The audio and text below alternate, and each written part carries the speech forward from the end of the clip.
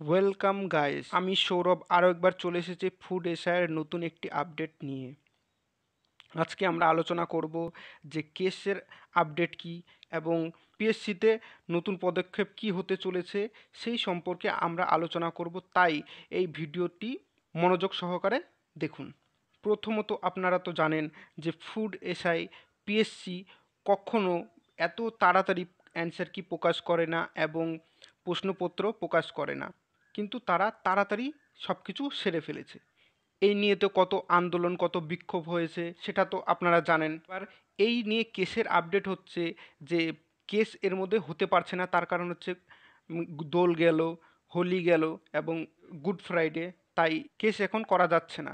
কিন্তু সামনে মঙ্গলবারে কেস হতে চলেছে। এটি কেস সম্পর্কের আপডেট। এবং রাজভবন আছে, সেখানে রাজ্যপালের কাছে ডেপুটেশন জমা পড়েছে। আশা করি যে পরবর্তী সময়ে ফুড এসআই পরীক্ষাতে স্টে লাগবে বা পরীক্ষা বাতিল হতে পারে, সেই সংক্রান্ত সমস্ত রকম আপডেট এই চ্যানেলে দেব। তাই চ্যানেলটিকে সাবস্ক্রাইব করে রাখো এবং তোমাদের বন্ধুদের সাথে শেয়ার করে দাও। ভিডিওটি দেখবার জন্য অসংখ্য ধন্যবাদ।